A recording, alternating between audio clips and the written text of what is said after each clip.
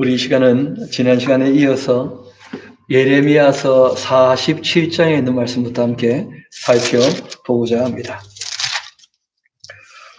우리 지난 시간 애굽에 대하여 하나님께서 쳐서 예언하시는 말씀을 살피게 되었는데, 오늘은 이스라엘을 중심으로 해서 이스라엘 동쪽에 있는 블레셋, 그리고 이제 서쪽에 있는 이 모압과 암몬, 이 에돔, 그리고 이 아수르, 이런 나라들에 대하여 하시는 말씀, 실제로 이제 아라비아 반도까지 쭉 말씀을 하실 텐데, 그 내용들을 같이 한번 살펴보고자 합니다.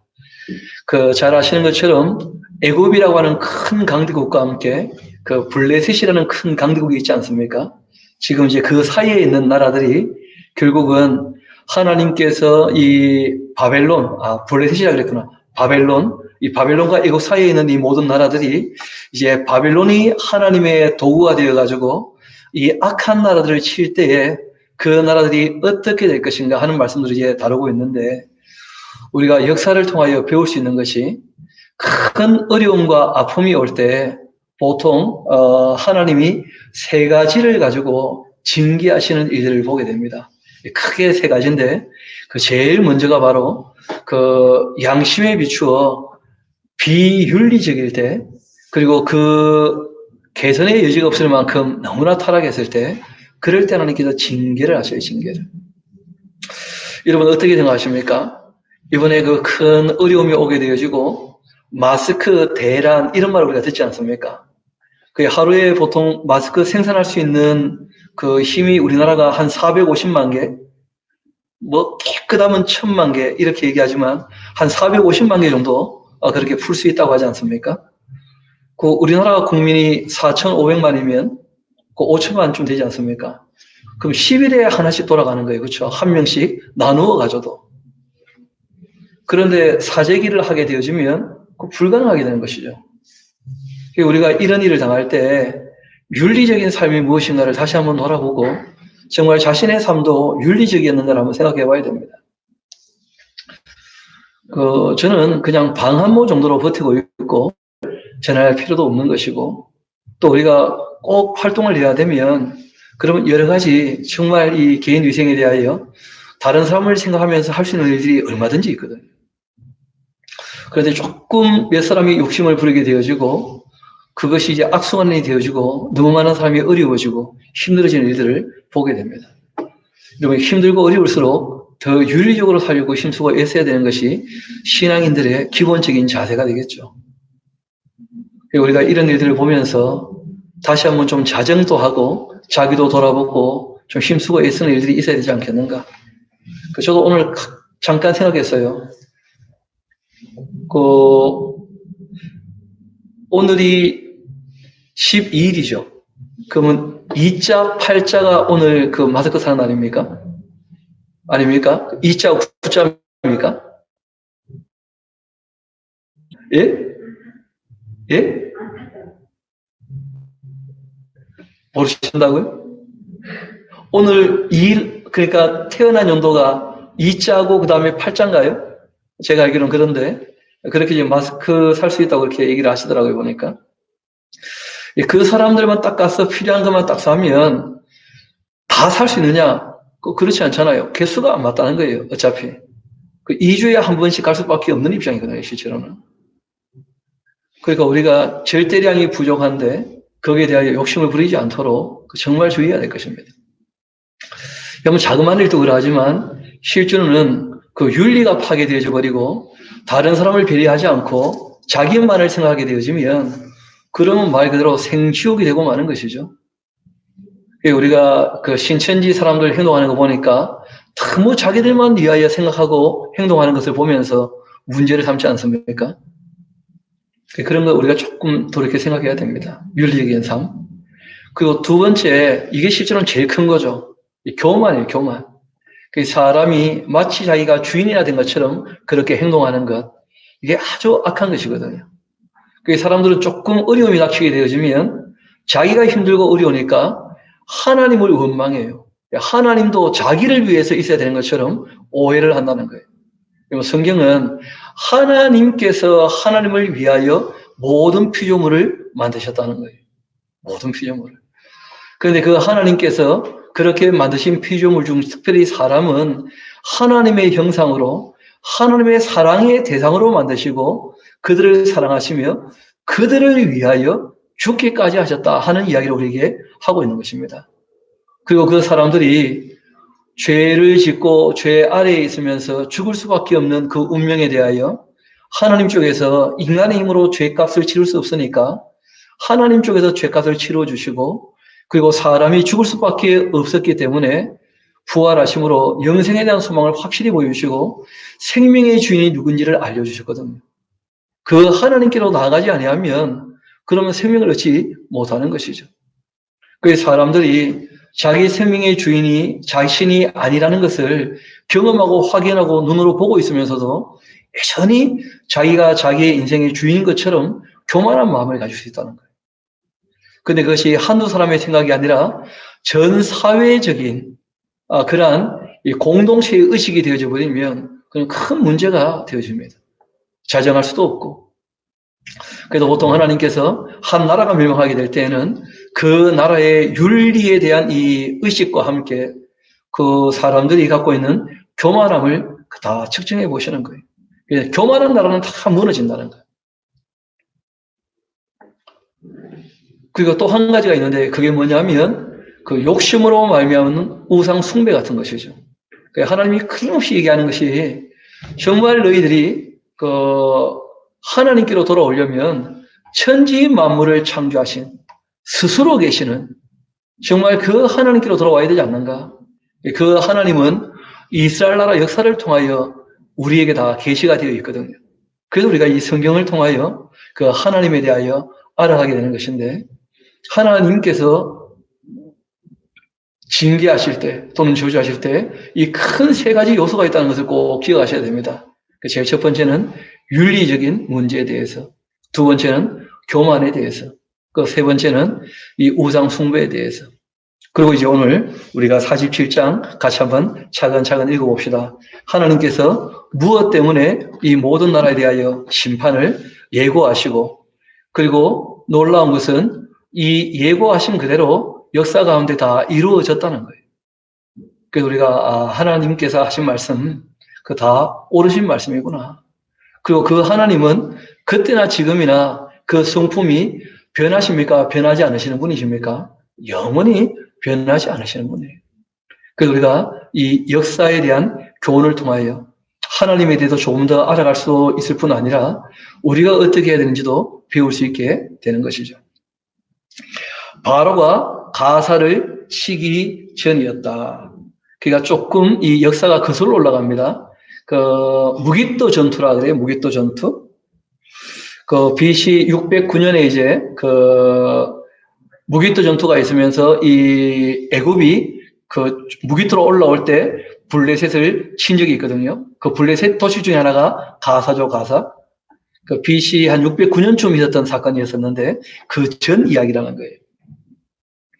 블레셋 사람들에 대하여 선지자 예레미야에게 임한 여호와의 말씀이다. 그러니까 그 일이 있기 전에 미리 말씀하셨고 실제로는 애굽에 의하여 블레셋이 무너지지 않고 바벨론에 의해서 무너지게 되어집니다. 여호와께서 이와 같이 말씀하시되 보라 이 물이 북쪽에서 일어나 물결치는 시내를 이루어 그 땅과 그 중에 있는 모든 것과 그 성읍과 거기에 사는 자들을 휩쓸 텐데 사람들이 부르짖으며 그 땅 모든 주민이 울부짖게 될 것이다. 그러니까 애굽은 남쪽에 있고 그리고 이제 이 바벨론은 북쪽에 있거든요. 그러니까 북쪽에 있는 바벨론에 의해서 누가 멸망할 거라는 거예요? 이 블레셋 가사가. 그러니까 애굽에 의해서 한번 크게 어려움 당하겠지만 애굽에 의해서 망하지 않고 반드시 바벨론에 의해서 무너질 것이다. 그 애굽에 의하여 어려움 당하기 전에 미리 이 말씀을 하셨고 그 말씀 그대로 이루어졌다는 거예요. 3절 군마의 발굽 소리와 달리는 병거 바퀴가 진동하는 소리 때문에 아버지의 그 손맥이 풀려 자기의 그 자녀를 돌보지 못하리니 이는 블레셋 사람을 유인하시며 두로와 시돈에 남아있는 바 도와줄 자를 다 끌어버리시는 날. 그런 날이 오게 될 것이다. 이 두로와 시돈은 그 해변가에 있는 도시이기 때문에 블레셋과 자주 연합을 했던 그런 도시거든요. 그래 두로와 시돈도 멸망하는 것이죠. 그 블레셋을 도울 수가 없다는 것입니다. 그리고 여호와께서 갑돌섬에 남아있는 블레셋 사람도 다 유린하실 것이다. 여러분 그 신명기나 그 아모스를 보게 되시면 이 갑돌이라는 섬이 나와요. 이 갑돌이라는 섬은 지중해에 있는 섬인데 우리가 쉽게 알 수 있는 섬 이름으로는 크레타라는 섬이 크레타. 성경에는 그레데라 그렇게 되죠. 그레데. 그 그레데 이 크레타라고 하는 곳이 실제로는 블레셋의 거점이기도 했어요. 블레셋 사람들이 여기서 건너온 사람들입니다. 가나안 땅으로. 그러니까 이 갑돌섬은 블레셋의 근원이 될 만한 그런 곳이죠. 그래서 하나님께서 블레셋은 이 근원까지 완전히 그렇게 망하게 할 것이다 하고 말씀하신 것입니다. 가사는 대머리가 되었고 이 대머리가 된다는 말은 노예로 잡혀간다는 뜻이죠. 아스글론과 그들에게 남아있는 평지가 잠잠하게 되었나니 너가 너의 몸 베기를 어느 때까지 하겠느냐. 하나님께서 가나안 땅에 들어갔을 때 하지 말아야 될 것들을 얘기하시는 중에 그 레위기를 보면 죽은 자를 위하여 몸에 문신을 놓거나 자기 몸을 베지 말라 그런 말씀을 하셨어요. 이 몸을 벤다는 말은 그 누가 죽으면 장례 지낼 때 그 애통을 표현하는 방법으로 자기 몸을 베었다는 거예요. 그러니까 이 바벨론이 올라와서 그 블레셋을 치게 되어지면 많은 사람이 죽어 넘어가게 되겠죠, 그렇죠? 그러면 그들을 이제 애통해하며 애고할 때 어떻게 한다는 거예요?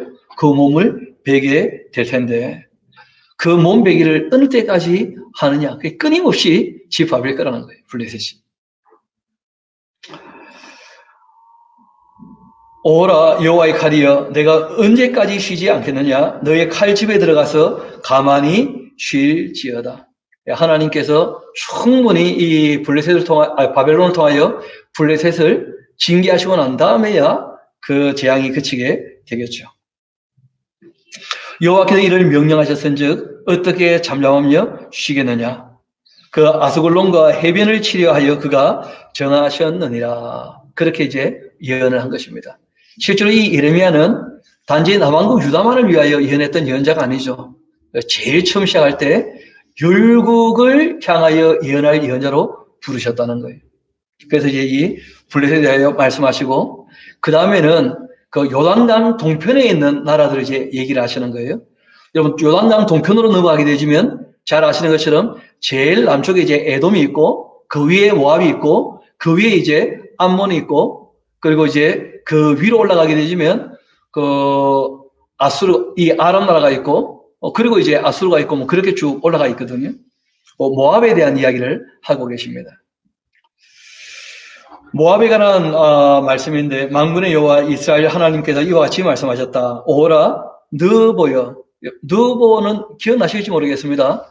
그 처음 이 이스라엘 백성들이 세례 시내를 건너서 요단강 동편에 있게 되었을 때 그때 이제 아론과 그리고 이제 모세가 느보산에 올랐다 돼 있던 거 기억나실 겁니다. 느보. 그쪽에 있는 지역 이름이고 도시 이름이기도 하죠. 오라 느보여 그가 유린당하였도다. 기럇다임이 수치를 당하여 점령되었고 미스갑이 수치를 당하여 다 파괴되었도다. 이 기럇다임 또 이 미스갑 하는 이 모든 나라들은 모든 도시들은 어떤 도시냐면 그 군사 요충지들입니다. 근데 그런 이제 모든 도시들이 결국은 바벨론에 의하여 다 짓밟히고 무너지게 될 것을 말씀하셔요. 모압이 그 찬송 소리가 없어지게 되었다. 헤스본에서 무리가 그를 헤아리고 악을 도모하고 이르기를. 여러분이 헤스본이라고 하는 이 도시는 좀 복잡합니다. 그 역사 자체가. 아주 단순하게 얘기하면 원래는 아모리 왕 시온이라는 사람 기억나시죠, 그렇죠? 이 아모리 왕 시온이 차지했던 도시가 헤스본이었어요, 헤스본. 그런데 이제 거기를 우리가 잘 아는 것처럼 갓 지파 그리고 이제 루벤 지파, 문하 지파의 반, 이 사람들이 이제 그쪽 땅을 다 차지하지 않았었습니까? 그러다가 결국 이제 이스라엘 나라가 또 약해지면서 그 땅을 다시 빼앗기게 되죠, 헤스본을. 그 헤스본은 이제 이 모압이 갖고 있다가 나중에는 또 암몬이 차지하기도 합니다. 그 헤스본이라고 하는 이 도시는 그 참 우여곡절이 많았던 그런 도시이기도 합니다. 왜냐하면 국경 지역에 있는 도시이기도 하거든요. 그 헤스본. 그 헤스본에서 무리가 그를 헤아리고 악을 동하고 이르기를 와서 그를 끊어서 나라를 이루지 못하게 하자. 그러니까 그 역사를 살피면 이제 알게 되었던 사실 중에 하나가 뭐냐면 바벨론 사람들이 그 모압을 치러 올 때 헤스본이 국경 도시니까 헤스본을 먼저 쳤겠죠. 그리고 그 헤스본에서 모여가지고 이 모압을 어떻게 삼킬지를 다 회의를 했다는 거예요. 거기에 대해서 미리 예언되어 있고 그대로 다 이루어진 것이죠. 그 헤스본에서 무리가 그를 헤아리고 악을 도모하고 이르기를 와서 그를 끊어 나라를 이루지 못하게 하자. 그렇게 하는데 만맨이여 너도 조용하게 되리니 칼이 너를 뒤쫓아 가게 될 것이다. 이 만맨이라는 것도 다 도시 이름들이죠. 또 호로나임에서 부르짖는 소리 또 황폐와 큰 파멸 이로다. 모압이 그렇게 멸망을 당하여 그 어린이들의 부르짖음이 들리는도다. 그들이 루힛 언덕으로 올라가면서 울고 호로나임 내리막길에서 파멸의 고통스러운 울부짖음을 듣게 되는도다. 이런 것들도 이제 그쪽 지역을 조금 이해하면 도움이 되는데, 여러분 이제 이 북쪽에서 남쪽으로 지금 이게 바벨론이 올 거 아닙니까? 오게 되어지면 지금 여기서 나오고 있는 루힛 언덕이라는 곳에 언덕으로 올라가면 다시 내려와야 되겠죠, 그렇죠? 그렇게 해서 남쪽으로 내려올 때 그 지형을 보면 올라갔다가 내려왔다가 올라갔다가 내려왔다 이렇게 되어 있어요. 그래서 바벨론이 올라오면 이 사람들이 지금 피난 갈 때 어떻게 됩니까? 올라가기도 하고 내려가기도 하고 그렇게 이제 표현된 것입니다. 루잇 언덕으로 올라가면서 울고 호로나임 내리막길에서 파멸의 고통스러운 울부짖음을 듣게 될 것이다. 도망하여 너의 생명을 구원하여 광야의 그 노가주 나무같이 되게 될 거다. 그들이 몇은 살아남을 것이지만 이 노간주 나무라고 하는 것은 아주 큰 나무 이런 게 아니고 그 관목더미를 얘기해요. 관목더미. 나무라 할 만하도 하지도 않은 그런 나무인 것이죠. 노간주 나무.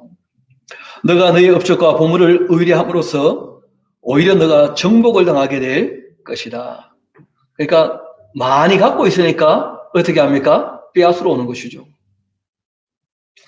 그모스는 그 제단들과 고관들과 함께 포로되어 가게 될 것이다. 이 그모스는 모압의 유명한 신이죠. 그모스 신. 결국 바벨론에 와서 이제 사람들과 함께 신상도 다 가져가거든요. 그렇게 해서 그모스도 잡혀간다는 거예요. 8절 봅시다. 파멸하는 자가 사 성읍에 이를 것인즉 한 성읍도 면하지 못할 것이며 또 골짜기가 멸망하였으며 평지는 파멸되어 여호와의 말씀과 갖게 될 것이다. 여러분, 이 평지라고 되어 있지만 우리가 생각하는 그런 평지가 아니고요. 고원지대로 올라가면 그 평평하죠. 고원지대도 평지라고 표현을 해요. 그래서 이건 산 위로 올라가서 이제 고원지대를 지금 얘기하는 것입니다. 다 파멸될 거라는 거예요. 모압의 날개를 주어 나라 피하게 하라. 그 성읍들이 황폐하여 거기에 사는 자가 없게 될 것이다. 바벨론에 올 때 남아있으면 다 죽는 것이고 그 이스라엘과 똑같죠. 항복하면 어떻게 됩니까? 그 사는 길이 열리는 거다. 그 벌을 주실 때 어떻게 하면요? 순히 받을 줄 알면. 그래서 성경이 우리에게 말씀하십니다. 즐거운 날이 올 때에는 기뻐하고 즐거워할 수 있지만 공고한 날이 찾아오게 될 때는 어떻게 하라는 거예요? 돌아봐서 자기의 삶을 한번 생각해 보라는 거예요. 깊이 생각해 보라는 거예요. 앞으로 남은 인생을 어떻게 살지. 하나님께서 이 두 가지를 병행케 하실 것이다. 그런 말씀을 하셨거든요. 우리가 정말 국가적으로 큰 어려움을 당하고 있는데 우리가 공고한 날이 왔을 때에는 다시 한번 돌이켜 생각해 봐야 됩니다. 그 뉴스를 볼 때 참 마음이 상하더라고요. 나라가 참 어려움이 당했는데도 정치인들이 자기 욕심을 가지고 사람들을 대하는 그런 모습을 뉴스를 통해서 들을 때마다 참 마음이 아프기도 하고 또 개개인적인 삶에 있어서 너무 비윤리적으로 행동하는 것을 봤을 때에도 참 마음이 상하기도 하고 좀 더 시간이 지나면 좀 추스러지지 않겠나 싶기도 합니다만은 그러면 은혜를 베풀어 주시겠죠. 그 벌을 순히 받을 줄 안다면. 이어봅시다. 10절 여호와의 일을 게을리하는 자 저주를 받게 될 것이다. 이 무슨 말이냐면 바벨론이 지금 하나님의 도구가 되어서 이 주변 모든 나라들을 지금 치고 있지 않습니까? 그러니까 바벨론이 아주 열심을 내어가지고 그래서 이제 지금 얘기했던 이 모압도 어떻게 할 거라는 거예요? 칠 거다 그렇듯이. 자기 칼을 금하여 피를 흘리지 아니하는 자 저주를 받게 될 것이다. 그래서 이 바벨론은 저주를 받지 않기 위해서라도 열심히 하나님의 도구가 되어가지고 주변 나라들을 치게 될 것이다. 뭐 그런 얘기를 한 것입니다. 좀 우리가 잘 아는 것처럼 그 다니엘서를 보니까 느부갓네살 왕이 하나님을 인정합니까? 인정하지 않습니까? 그 다니엘을 통해서 하나님을 인정하는 그런 모습 우리가 보고 있지 않습니까? 하나님이 세우신 종인 것으로 그렇게 말씀하시는 부분들이 있거든요. 11절 봅시다. 이 모압은 젊은 시절부터 평안하고 포로가 된 적도 없는 나라였다는 거예요. 왜냐하면 처음에 이제 부침이 조금 있긴 했지만 고원지대에 있는 나라이기 때문에 그 나라가 그렇게 풍요로운 곳은 아니거든요. 그러니까 그 땅을 사람들이 빼앗으려는 마음이 별로 없어졌습니다. 그러니까 잘 아시는 것처럼 그 이스라엘 그 엘리야 엘리사 시대 때 그 모압이 그 양 12만 마리 양털을 까서 바치지 않습니까? 이 모압왕 이 메삭이라는 사람이 그러다가 이제 반역을 하는 바람에 이제 전쟁이 있게 되었던 그런 장면이 나오죠. 엘리사 시대 때. 그런 곳이기 때문에 모압은 뭐 크게 그렇게 싸우거나 다투거나 그런 일이 없었던 곳이었는데 그런데 이제 이 바벨론에 와서 짓밟는 거예요. 마치 술이 그 짓기 위에 있고 그 이 그릇에서 저 그릇으로 옮기지 않은 것 같아서 그 맛이 남아있고 냄비가 변하지 아니하였도다.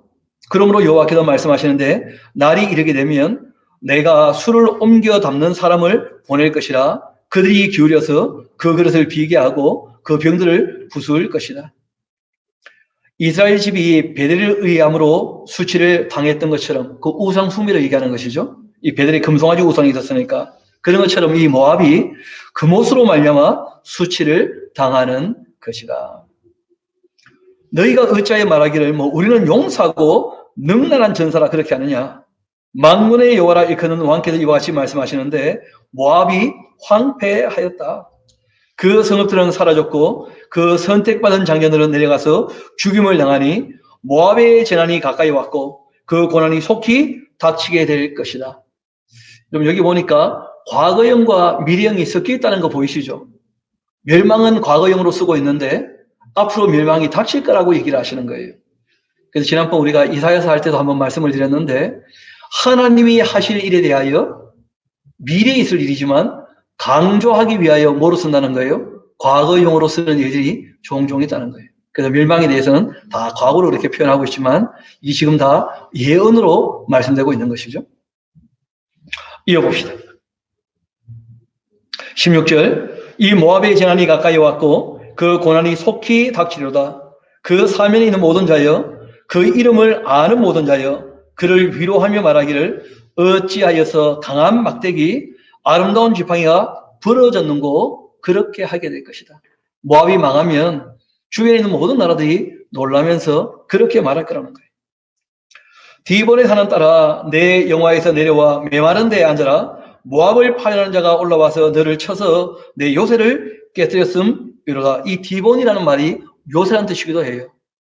고원지대에 있는 요새인데 그 요새도 무너질 거라는 거죠. 아로엘에 사는 여인이여 길 곁에서 지키며 도망하는 자와 피하는 자에게 무슨 일이 생겼는지를 물을 지어다. 이 아로엘도 디본의 동남쪽에 있는 그 요새가 될 만한 큰 도시입니다. 그러니까 사람들이 한 성이 망하면 다른 성으로 도망오지 않습니까? 도망와봤자 그 성도 어떻게 된다는 거예요? 망할 거라는 거예요. 결국은 이제 그 모압에 있는 성읍 일들을 전부 다 얘기하면서 이 성읍들이 북쪽에서 남쪽으로 사람들이 다 도망오지만 결국은 더 이상 도망할 데가 없죠. 나라도 경계가 있고 끝이 있지 않습니까? 그래서 바벨론에 항복하지 않으면 벌을 순위받지 아니하면 다 망한다는 거예요. 그 도시 이름들 나오는 이유가 다 그런 이야기입니다. 모압에 있는 그 모든 도시들 다 멸망할 거라는 것인데요. 한번 봅시다. 20절 모압이 피하여 수치를 받나니 너희는 울면서 부르짖으며 아르논가에서 이르기를 모압이 황폐하였다 할지어다. 심판이 평지에 이르렀나니 그 고원지역이라 말씀드렸죠. 그렇죠? 이 홀론과 야사와 메박과 디본과 느보와 이 베트블라다임과 그리고 기랴다임과 벳가물과 벳모온과 그리고 그리옥과 보스라와 모압닷 원근에 있는 모든 성읍에 그렇게 멸망이 임하게 될 것이다. 완전히 초토화 될 거라는 거예요. 모압의 그 뿔이 잘리게 되었고 그 권세를 얘기하죠. 그 팔이 부러지게 되었다. 그 힘은 다 꺾어지고 맙니다. 이게 하나님의 말씀이었습니다. 모압으로 취하게 할지어다. 이 모압으로 이 멸망이 이제 임하게 될 것을 취하게 하라는 것인데요. 이유는 그가 여호와께 대하여서 어땠다는 겁니까? 교만했었다는 거죠. 그가 그 토한 것에서 뒹굴므로 조롱거리가 될 것이다. 저는 그래 본 적이 없어서 잘 모릅니다만은 술 먹은 사람들 토하고 난 다음에 토한데 또 뒹굴고 하는 일이 있다 그러죠. 왜 그럴까요? 술에 취하면 더러운 것이 더러운 줄을 모른다는 거예요. 사람이 교만하게 되면 악한 것이 악한 줄 몰라요. 자기는 항상 옳은 줄 아는 거라. 이 교만하면 문제가 그렇게 되거든요. 그래서 종교인들이 더 조심해야 됩니다. 왜냐하면 종교인들은 진리를 안다고 생각할 때 실제로는 그 진리가 하나님의 의가 아니고 자기 의를 진리라고 척하는 순간 교만 방지하게 되는 거예요. 자기만 옳게 되는 거라. 그러면 이런 사람들은 오히려 교만하게 악을 행하면서도 악한 줄도 모른다는 거예요. 우리가 신앙이 있을수록 더 주의하고 더 조심해야 됩니다. 남을 함부로 판단하거나 비평하지 않도록 정말 조심해야 됩니다. 그래서 예수님 말씀대로 자기 눈에 있는 들보를 빼고 난 다음에야 우리가 남을 가르치거나 얘기할 수 있는 것이지, 자기 눈에 들보가 여전히 있으면서 남의 눈에 티를 빼겠다고 그 종교들 중에 그렇게 오해하고 착하는 사람들이 얼마든지 있을 수 있거든요. 그런 걸 정말 주의해야 될 것입니다. 이 교만하니까 토한 것에 뒹굴게 된다는 거예요. 그러니까 주변 사람들, 자기는 옳은 줄 아는데 주변 모든 사람들이 조롱한다는 거예요. 제정신이냐 하면서. 이어봅시다. 너가 이스라엘을 조롱하지 아니하였더냐? 그가 도둑 가운데에서 발견되었느냐? 너가 그를 말할 때마다 너의 머리를 흔드는도다. 노압 주민들아, 너희는 성읍을 떠나 바위 사이에 살지어다. 깊은 골짜기 어귀에 깃들이는 비둘기같이 할지어다. 그렇게 이스라엘을 조롱하고 하더니 똑같이 악해서 망하게 되었다는 것이죠. 우상숭배와 교만으로 말미암아서. 우리가 모압의 교만을 들었나니 심한 교만, 곧 그의 그 자고와 오만과 자랑과 그 마음의 거만함이다. 여호와의 말씀이라. 내가 그의 노여워함의 허탄함을 아노니 그가 자랑하여도 아무것도 성취하지 못하였도다. 그러므로 내가 모압을 위하여 울며 온 모압을 위하여 부르짖음. 우리가 카락성이라는 성인데, 여러분 실제로 이제 에돔과 이스라엘과 유다가 연합해가지고 그 엘리사 시대 때 치러 갔던 이 모압의 성이 이 길 하레셋이거든요. 카락성. 이 큰 성입니다.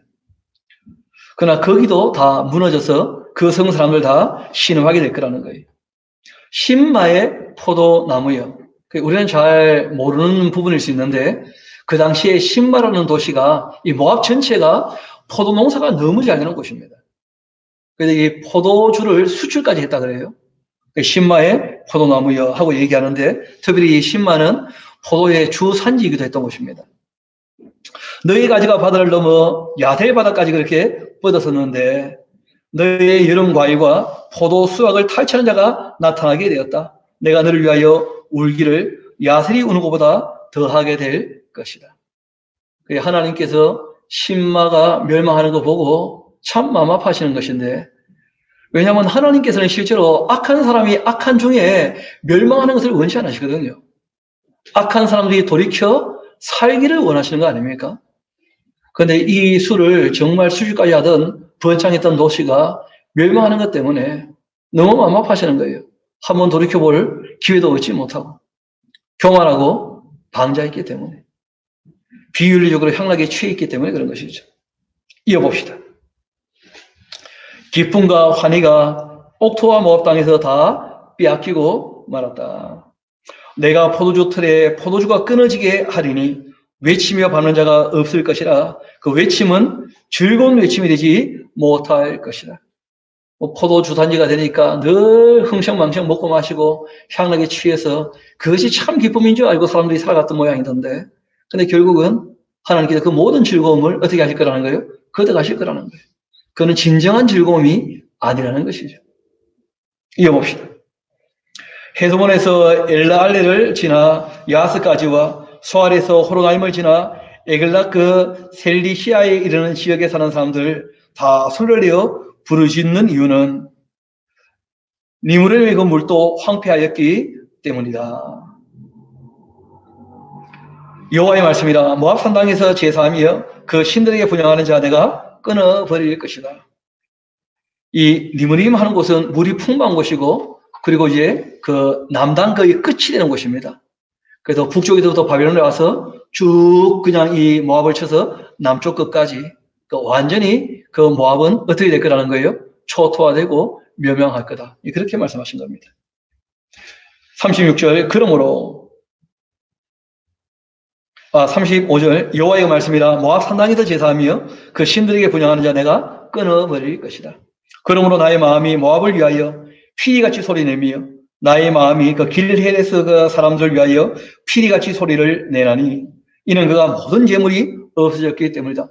이런 피리 소리는 보통 구슬픈 소리죠, 그렇죠? 삐리리 하는 구슬픈 소리가, 이 모압이 멸망하니까 그렇게 슬프게 되는 것이죠. 그 모든 사람이 대머리가 되었고, 한번 말씀드렸죠. 노예로 잡아갈 때는 위생 때문에 어떻게 한다고요? 몸의 모든 털을 밀어버리니까.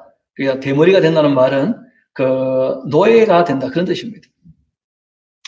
모든 사람이 수임을 밀었고 손에 칼자국이 있고 허리에 굵은 배가 들려 있다.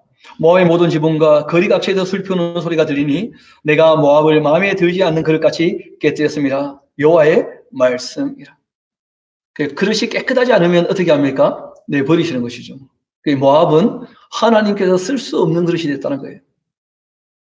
비윤리적인 삶과 교만함과 우상 숭배로 너무 더러워졌다는 것이죠. 어찌하여 모압이 파괴되었고 어찌하여 그들이 애공하는가? 모압이 부끄러워서 등을 돌렸도다. 그런즉 모압이 그 사방 모든 사람의 조롱거리와 공포의 대상이 되리로다. 이는 여호와의 말씀이라. 보라, 그가 독수리같이 날아와서, 이 그가 하는 말은 그 바벨론을 얘기하는 것이죠. 이 바벨론이 이제 독수리같이 날아와서 모압의 날개를 펴리니 성읍들이 점령당하고 요새가 함락이 되는 날 모압 용사의 마음이 상구를 당하는 여인같이 될 것이다. 모압이 여호와를 거슬러 자만하였기 때문에 멸망하고 다시는 나라를 이루지 못할 것이다. 이렇게 말씀하셨는데, 놀랍게도 모압이라는 나라 자체가 역사 가운데 사라졌죠. 지금 모압이 없지 않습니까? 그 애굽은 미약하지만 멸망당하지는 않을 거다 했는데 이집트는 여전히 지금도 있죠. 이스라엘은요, 흩어지겠지만 망하지 않고 끝내 되면 다시 돌아올 거라고 얘기를 하셨다는 거예요. 그 가짜 이스라엘이지만 1948년도에 세워졌고, 그리고 이제 거기에 이제 잘 아시는 것처럼 세 번째 또 성전이 세워지기도 하겠죠. 이어봅시다. 43절, 여호와의 말씀이라. 모압 중이나 두려움과 함정과 올무가 내게 닥치나니 두려움에서 도망하는 자는 함정에 떨어지겠고 함정에서 나오는 자는 올무에 걸리리니 이는 내가 모압이 벌받을 내가 임하게 할 것임이라. 여호와의 말씀이니라. 도망하는 자들이 기진하여 헤스본 그늘 아래에 서니 이는 불이 헤스본에서 나와서 불길이 시온 가운데 나서 이 모압의 살적과 떠드는 자들의 그 종소리를 사름이로다. 모압이여 내가 화가 있도다. 그 목소리 그 백성이 망하였도다. 너의 아들들은 사로잡혀갔고 내 딸들은 포로가 되었도다. 그러나 내가 마지막 날에는 모압의 포로를 돌려보내리니 여호와의 말씀이라. 모압의 심판이 여기까지다. 그러니까 모압이란 나라는 사라지겠지만 모압 민족 그 백성들은 혈통적으로 멸망했다는 겁니까? 남아있다는 겁니까? 남아있다는 거예요. 그래서 마지막 때가 되어지면 회복의 은혜가 있지 않겠는가. 그런 정도의 여지를 두신 거예요. 바꿔 말하면 하나님께서는 진멸 자체를 목적으로 둔 게 아니라는 거예요. 악한 자들을 진멸하시지만 바벨론에 잡혀간 사람들에 대해서는 회복이 있을 것이라 하는 말씀을 하신 거예요. 나라를 세우지는 못하겠지만 바벨론의 포로로 잡혀갔던 사람들, 바벨론이 무너지게 되면 어떻게 될 겁니까? 돌아오게 되는 것이죠. 그런 회복에 대한 일말의 그 여지를 남겨두고 계시고, 또 실제로는 모압의 심판은 궁극적으로 이제 언제 있게 되느냐 하면 우리가 꼭 기억해야 될 것이 백보자 심판 때 진짜 심판이 있게 되는 거예요. 그 외에 이 땅에 있는 심판들은 하나님의 도구들이 하나님의 뜻대로 100%다 하는 게 아니거든요. 그게 성경에 그런 표현이 나와요. 하나님은 조금 노했는데 하나님의 도구가 되는 나라들이 너무 크게 악을 행해가지고 실제로 억울하게 주는 사람들도 얼마든지 있다는 거예요. 그래서 하나님께서 그 억울함을 내가 갚아줄 때가 온다. 그런 말씀 하시거든요. 그러니까 진짜 심판은 언제 있다는 거예요? 백보자 심판 때 진짜 심판이 있는 거예요. 49장 같이 한번 봅시다. 암몬 자손에 대한 말씀이라. 여호와께서 이와 같이 말씀하셨는데 이스라엘이 자식이 없냐? 상속자가 없냐? 이 말감이라는 것이 바로 암몬 족속의 그 신이고 몰렉 신을 말감 이렇게 얘기하기도 하죠. 갓을 점령하면서 그 백성이 그 성읍에 사는 것이 어찌 됨이냐? 원래 이거는 역사를 봤을 때 잘 아시는 것처럼 요단강 이 서쪽 가나안 땅도 차지했지만 실제로는 이 요단강 동쪽 잘 아시는 것처럼 그 루벤 지파하고 갓 지파하고 므낫세 지파의 반이 원래 다 차지했던 땅 아닙니까? 근데 그 땅들이 다시 다 그 땅 사람들이 다시 다 빼앗기게 되고 말았거든요. 어찌 그렇게 되었냐는 거예요.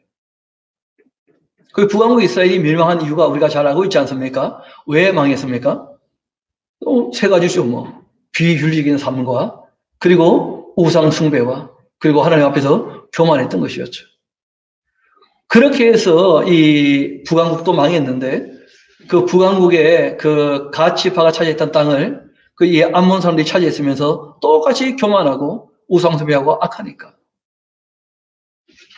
이 말감이 갓을 점령하며 그 백성이 그 성읍에 사는 것이 어찌 됨이었느냐.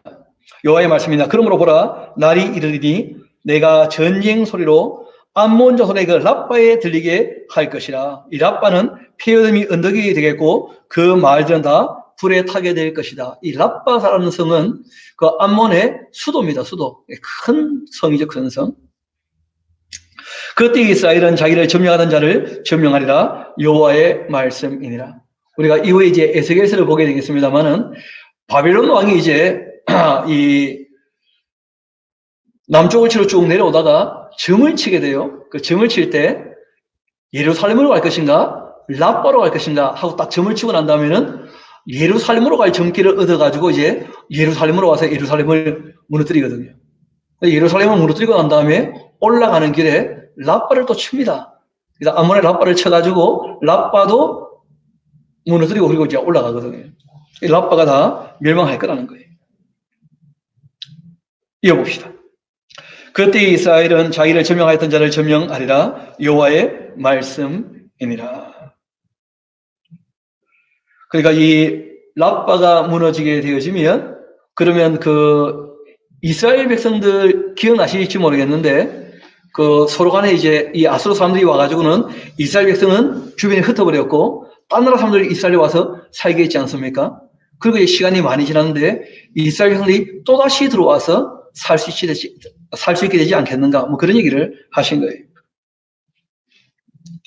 그때 이스라엘은 자기를 점령했던 자를 점령하게 될 것이다. 여호와의 말씀이니라. 그리고 헤스보나 슬피 울지어다.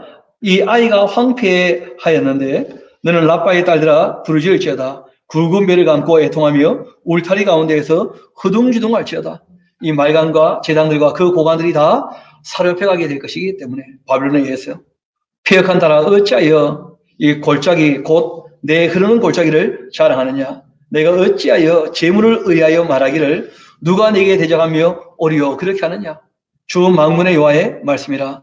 보라 내가 두려움을 너희의 사방에서 너희에게 오게 하리니 너는 각 사람이 앞으로 쫓겨날 것이고 도망하는 자들을 모을 자가 없게 될 것이다. 그러나 그 후에 또 내가 암몬 자손의 포로를 돌아가게 할 것이다. 여호와의 말씀이라.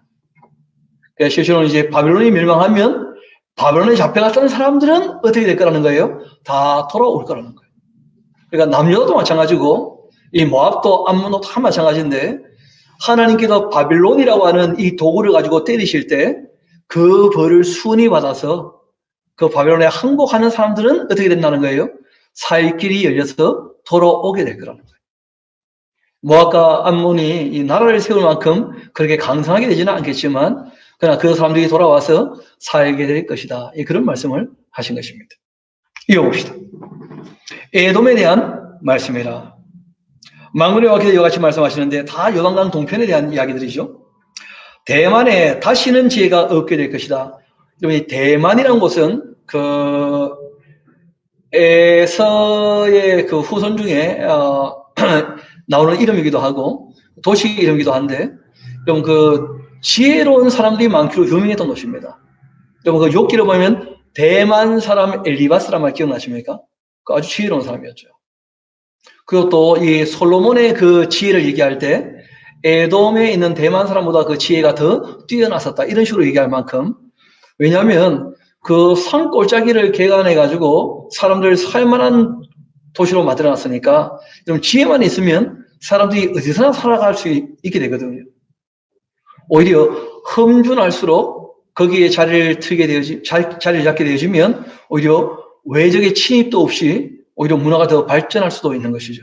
그런 대만이라는 곳이었는데 이 대만에는 다시가 지혜가 없게 될 거라는 거예요. 그 지혜가 없으면 무너지는 거죠.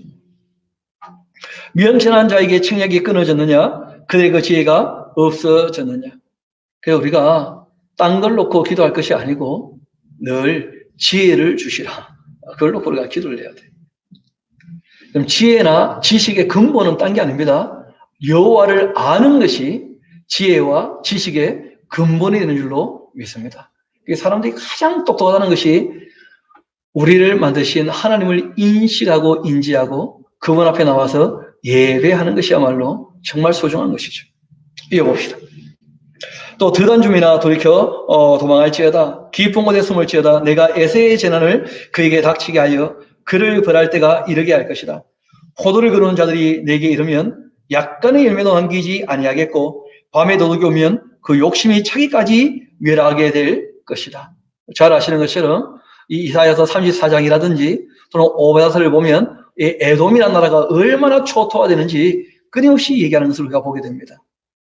그리고 궁극적으로 말씀하신 것이 나는 야곱은 사랑하였고 에서는 어떻게 했다는 거예요? 미워하였다.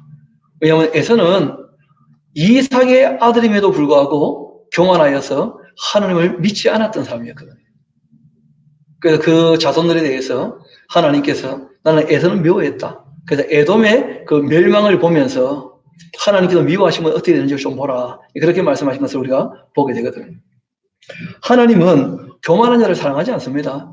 교만한 자를 물리치신다는 거예요. 하나님께서는 우상 숭배하는 사람들을 사랑하지 않습니다. 그것은 영적인 간음이라는 거예요. 하나님 마음을 가장 아프게 하는 것 중에 하나가 우상 숭배인 것이죠. 또 사람이 향락에 취해가지고 이 땅에서 비윤리적으로 살면 하나님 말씀을 안 듣고 있는 거 아닙니까? 하나님이 말씀하신 이 율법이라는 것이 윤리의 기반이거든요. 그래서 하나님께서 이 세 가지에 대해서는 반드시 뭐 하신다는 거예요? 심판하신다는 거예요. 존재에 대한 심판이 반드시 있죠. 교만하거나 우상 숭배하거나 그리고 행위에 대한 심판이 반드시 있다는 거예요. 윤리적인 삶을 살았는가 비윤리적으로 살았는가 반드시 심판하신다는 거예요.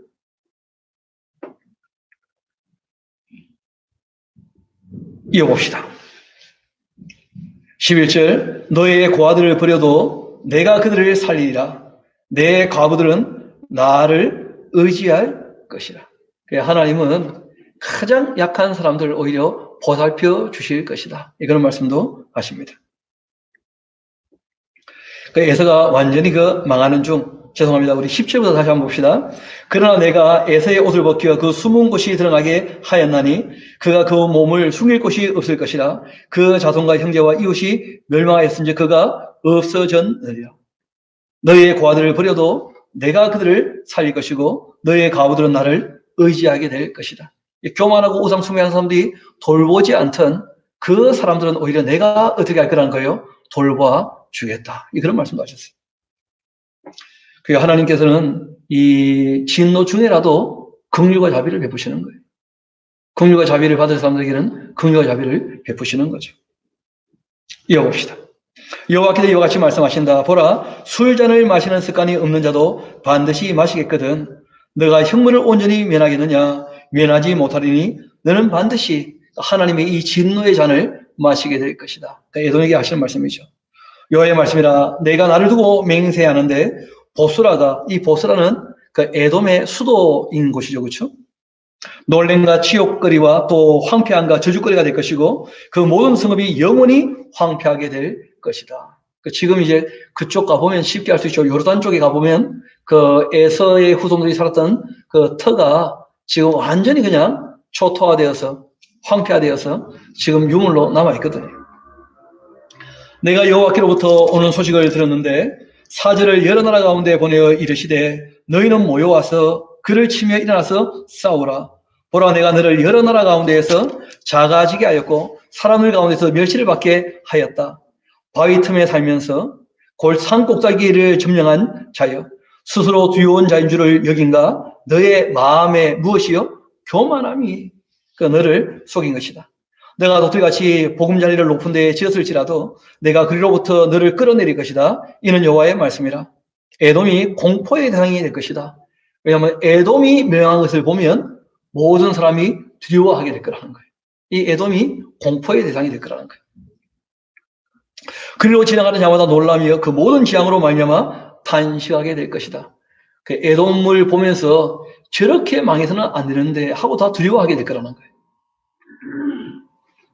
여호와께서 말씀하신다. 소돔과 고모라와 그 이웃 성읍들을 멸망한 것 같이 거기에 사는 사람이 없으며 그 가운데 머물러 살 사람이 아무도 없을 것이다.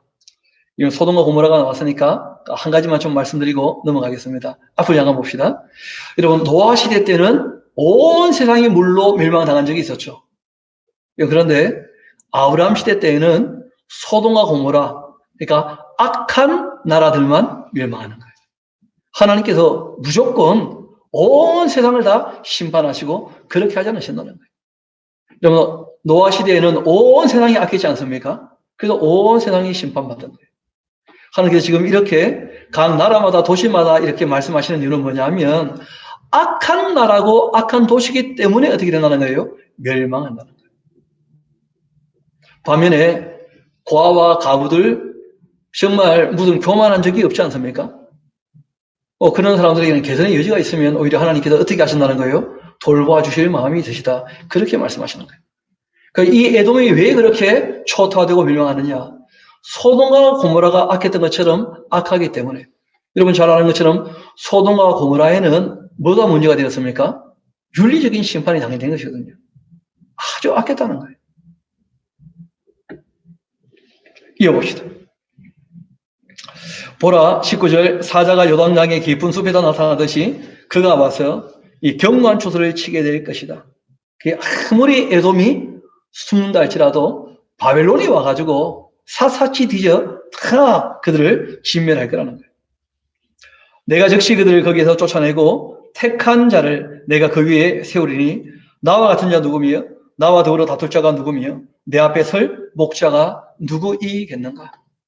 그 다니엘서에서 우리가 확인하게 되겠습니다만은 세상 나라를 바벨론이 득세해가지고 막 짓밟을 때는 느부갓네살이 통치하는 것처럼 보이지만 실제로 느부갓네살을 세우고 폐하시는 분이 누구시라는 거예요? 하나님이시라는 거예요. 그런 적에 에돔에 대한 여호와의 그 의도와 대만 주민에 대하여 결심하신 여호와의 계획을 들으라.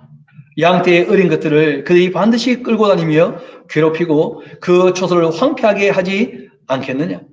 그들이 넘어지는 그 소리에 땅이 진동하며 그가 부르짖는 소리는 홍해에 들리게 될 것이다. 보라, 원수가 독수리같이 날아와서 그 날개를 보스라 위에 펴는 그날에 에돔 용사의 마음이 진통하는 여인같이 될 것이다.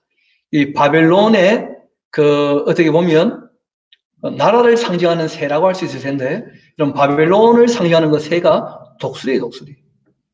바벨론이 독수리처럼 날아와서 어떻게 할 거라는 거예요? 에돔도 완전히 멸망시킬 것이다. 그렇게 말씀하셨죠. 그리고 우리가 그대로 다 이루어진 것을 역사 가운데서 확인할 수 있다는 거예요. 그 다음에 이제 이 에돔, 그 다음에 모압, 암몬, 그 위에 이제 아람 나라가 있죠. 그 나라의 이제 수도가 다메섹 아닙니까? 다메섹에 대한 여호와의 말씀이라. 그러니까 전부 이 애국과 바벨론 사이에 있는 나라들이고, 그리고 지금 이 나라들은 요단강 동편에 있는 나라들을 지금 쭉 말씀하시는 겁니다. 다메섹에 대한 말씀인데, 하맛과 아르밧의 수치를 당하리니 이는 흉한 소문을 듣고 낙담함이니라. 바닷가에서 비틀거리며 평안이 없도다. 다메섹이 피곤하며 또 몸을 돌이켜 달아나려 하니 떨림이 그를 움켜잡고 해산한 여인같이 고통과 슬픔이 그를 사로잡았도다. 어찌하여 찬송의 성읍 나의 즐거운 성읍이 버린 것이 되고 말았는가. 이는 만군의 여호와의 말씀인데, 그런즉 그날에 그 장정들은 그 거리에 엎드러지겠고 그 모든 군사는 멸절될 것이다. 내가 다메섹의 성벽에 불을 지르니 베나다세 그 궁전이 불타게 될 것이다. 바벨론 느부갓네살 왕에게 공격을 받는 이 게달과 하솔 나라들에 대한 말씀이라. 이 게달과 하솔은 아라비아 반도를 얘기합니다. 아라비아 반도. 여러분, 이 게달이라는 사람은 꽤 유명했던 인물이기도 한데, 뭐 게달의 장막이란 말이 있을 정도로 유명한 사람입니다. 그 이스마엘의 그 둘째 아들이기도 했었죠. 그러니까 이 사람이 이제 그 에돔에서 아예 더 남쪽으로 와서 아라비아 반도 전체를 차지하게 되어지죠. 이 게달과 하솔라는 사람들은 아랍 사람들이. 이 게달과 하솔 나라들에 대한 말씀인데, 여호와께서 이같이 말씀하신다. 너희는 일어나 게달로 올라가서 동방 자손들을 황폐하게 하라. 너희는 그들의 그 장막과 양떼를 빼앗으며 휘장과 모든 기구와 낙타를 빼앗다가 소유로 삼고 그들을 향하여 외치기를 두려움이 사방에 있다. 그렇게 하라. 여호와의 말씀이라. 하솔 주민아 도망하여 멀리 가서 깊은 곳에 살아라. 이는 바벨론의 느부갓네살 왕이 너를 칠 이 모략과 너를 칠 계획을 세웠기 때문에 바벨론에 의해서 다 어떻게 될 거라는 거예요? 멸망할 거라는 거예요. 여호와의 말씀이라. 너는 일어나 고요하고 또 평안히 사는 백성 곧 이 성문들과 문빗장이 없는 홀로 사는 국민을 쳐라. 그들의 그 낙타들은 노략물이 되겠고 그들의 그 많은 가축은 탈취를 당할 것이라. 내가 그 살적을 깎는 자들을 사면에 흩고 그 재난을 여러 곳에서 오게 하리라. 여호와의 말씀이니라. 하솔은 큰 뱀의 거처가 되어서 영원히 황폐하게 될 것이다. 거기 사는 사람이나 그 가운데 머물러 사는 사람 아무도 없게 될 것이다. 그 정말 이 사막 지역에 뭐 사람들이 잘 살지 못하는 곳이 되고 말았죠. 그리고 이제 그 엘람, 페르시아에 대한 얘기를 하셔요. 이런 이 페르시아는 바벨론에 짓밟혀서 속국이 되었다가 이후에 이제 이 엘람 나라에서 누가 일어나게 됩니까? 고레스가 일어나가지고 이 페르시아가 바벨론을 또 무너뜨리게 되어지는데, 엘람 한번 봅시다. 유다 왕 시드기야가 즉위한 지 오래지 아니하여. 그래서 우리가 성경을 볼 때, 특별히 이제 예언서들을 볼 때, 여러분 예언서가 그 책이 뭐 한 장짜리, 두세 장짜리 이런 경우는 그 주제가 일관되게 쭉 흐를 때가 있어요. 그렇지만 그 장수가 조금 많아졌을 때는 우리가 기억해야 될 것이, 예언자가 활동할 때, 이 예레미야는 실제로 40년 동안 활동하셨거든요. 40년 동안 활동할 때 예언했던 내용들이 그 예레미야 당시에는 기록으로 남아있다가 이것이 지금 우리가 보듯이 이 편집이 된 것은 후대에 있었던 일입니다. 그렇기 때문에 이제 예레미야 예언들이 원래는 한 권으로 처음부터 만들어진 것이 아니었거든요. 예레미야 예언들이 꽤 많았었는데 그 예레미야 예언들이 다 예레미야가 정말 하나님의 사람이었고 하나님의 선지자였구나, 이게 확인되었기 때문에 예레미야의 글들이 정리가 된 거예요. 그렇게 보다 보니까 그 시대 순에 있어서 조금 달라지고 오히려 주제별로 이렇게 묶여져 있는 것들을 우리가 보게 됩니다.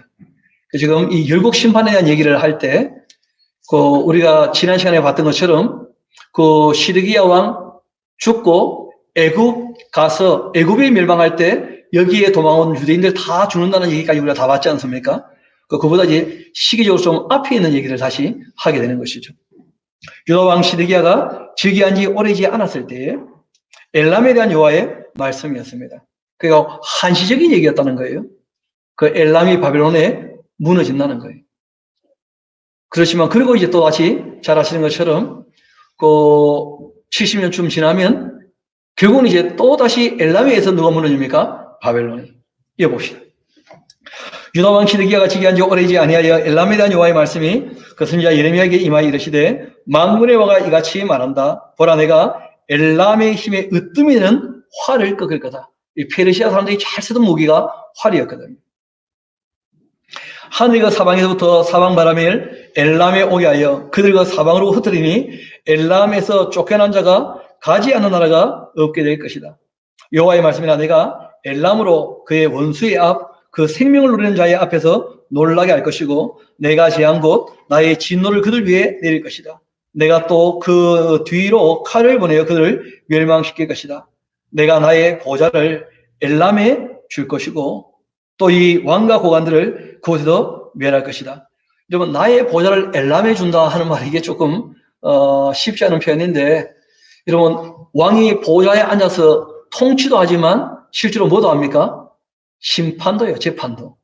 그러니까 하나님께서 지금 엘람에 대하여 뭘 했다는 거예요? 재판을 했기 때문에 바벨론에 의해서 엘람이 어떻게 된 겁니까? 무너질 거라는 거예요. 왕과 고관들을 그곳에서 멸할 것이다. 여호와의 말씀이라. 그러나 말일에 이르러 보이십니까? 내가 엘람의 포를 돌아가게 할 것이다. 여호와의 말씀이니라 하면서 회복에 대한 언급을 하고 계시는 것이죠. 그래서 이 궁극적인 회복은 천여왕국에 가야만 이루어질 것입니다. 그래서 천여왕국은 교회의 구원이 이루어지고 난 다음 정말 만왕의 왕으로 철장으로 만국을 통치하실 때 그때가 진짜 이 지구상의 마지막 때죠. 천여왕국. 그래서 그 구약에 보면 그 회복에 대한 얘기를 하실 때 말일에 대한 그 궁극적인 회복에 대한 얘기들을 종종 하고 계시는데 그 회복은 이스라엘을 중심으로 한 그 만국의 회복을 말씀하고 계셔요. 그러나 꼭 기억해야 될 것은 회복이 있다 할지라도 그 전에 반드시 뭘 하신다는 거예요? 악에 대한 진멸을 미리 말씀하셨다는 거예요. 그 요한계시록을 봐도 그 마지막 나팔 다음에 진노의 대접이 있거든요. 마지막 나팔 때는 교회의 구원은 끝난 거 아닙니까? 근데 이 땅의 진노의 입을 부어놓는 이유가 딴 데 있는 것이 아니고 천여왕국에 앞서서 이 땅의 악을 어떻게 하시는 겁니까?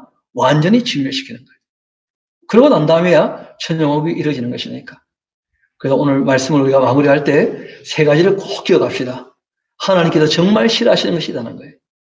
교만한 사람.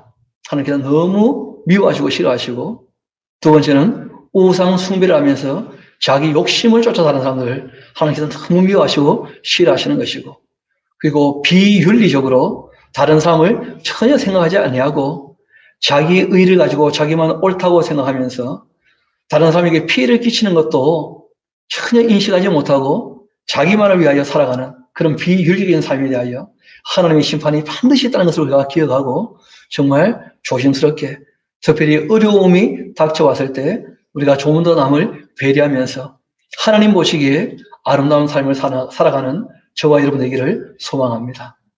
우리 이 시간 한 2, 3분 정도 조용히 개인적으로 먼저 기도하도록 하시겠습니다. 우리에게 어려움이 닥쳐왔을 때 자신의 삶을 한번 돌아보며 우리가 정말 주님 앞에서 겸손하게 하나님을 정말 나의 주인으로 섬기면서 우리가 살아가고 있는지 또 주님께서 우리에게 부탁하신 대로 하나님의 율례와 법도를 쫓아서 예수님께서 완성하셨던 율법, 산상수훈을 우리의 윤리의 기반으로 두고 우리가 살아가고 있는지 한번 돌이켜보며 주님 앞에 도움을 바라도록 합시다.